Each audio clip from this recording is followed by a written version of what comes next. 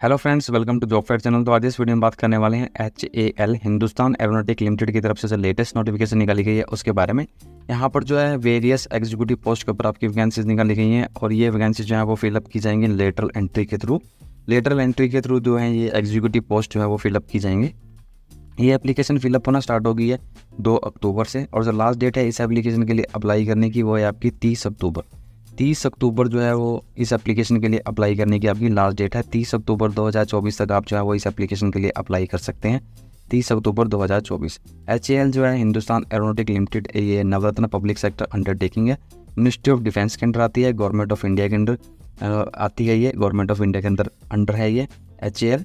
यहाँ पर जो है आपकी फर्स्ट वैकेंसी जो है वो है डिप्यूटी जनरल मैनेजर। 1 वैकेंसी है अनरिजर्व कैटेगरी में है। मैनेजर टोटल 4 वैकेंसी हैं जिसमें से 2 वैकेंसी अनरिजर्व, 1 वैकेंसी EWS और 1 वैकेंसी OBC कैटेगरी में रिजर्व है।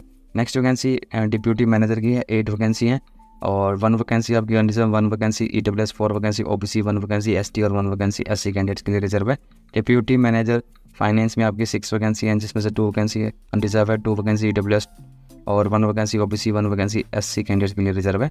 नेक्स्ट वैकेंसी फाइनेंस ऑफिसर की है, 9 वैकेंसी हैं, 2 वैकेंसी आपकी जो है वो अनरिजर्व, 2 वैकेंसी OBC और 2 वैकेंसी EWS कैंडिडेट के लिए रिजर्व है। 1 वैकेंसी ST और 2 वैकेंसी SC कैंडिडेट्स के लिए रिजर्व रखी गई है।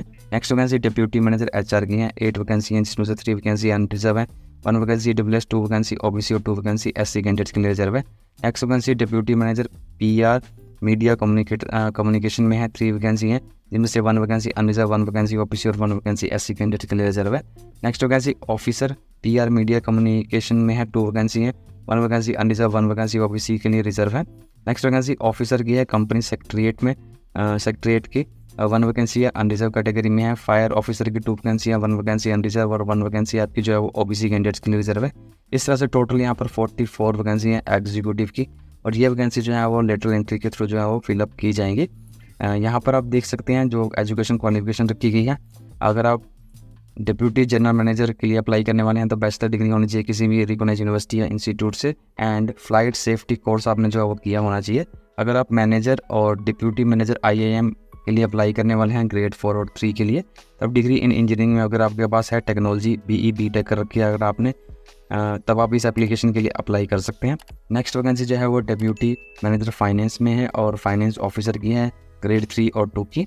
इसके लिए आपके पास जो है वो बैचलर डिग्री होनी चाहिए with pass in final examination of CA और या फिर ICWA from the institute of charter accountant of India या फिर institute of cost accounting of India. या अगर आपके पास क्वालिफिकेशन है तब आप मैनेजर फाइनेंस और डिप्यूटी मैनेजर फाइनेंस और फाइनेंस ऑफिसर के लिए अप्लाई कर सकते हैं।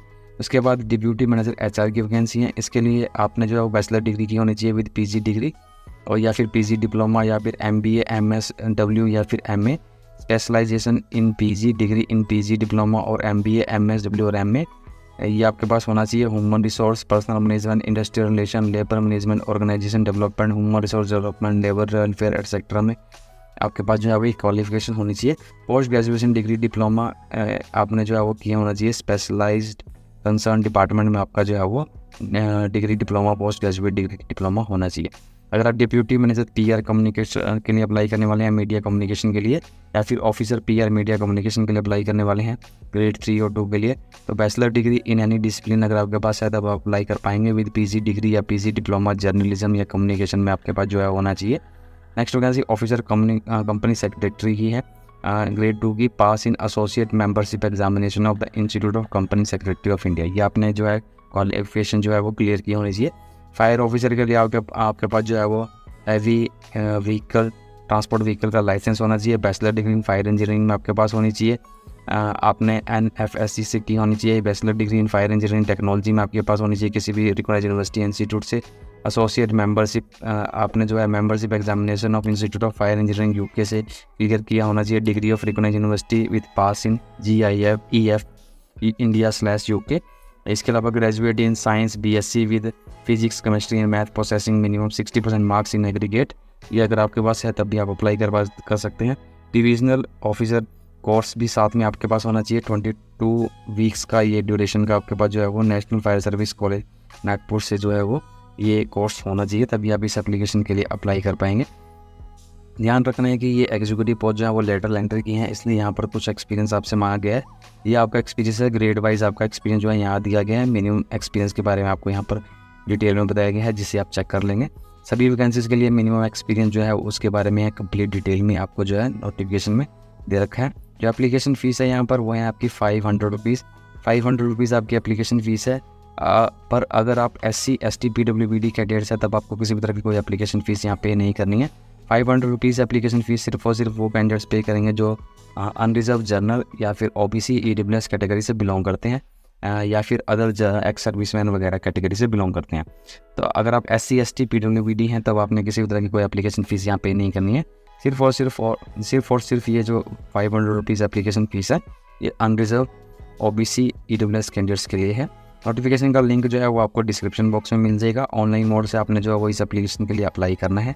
हॉल की ऑफिशियल वेबसाइट के ऊपर जाके जो है वो आप इस एप्लीकेशन के लिए अप्लाई कर सकते हैं। तो आज की वीडियो में इतना ही। वीडियो अच्छा लगे तो लाइक शेयर, और अगर आप मेरे चैनल पर नहीं हैं तो चैनल को सब्सक्राइब करना ना भूलें। Thank you and have a nice day.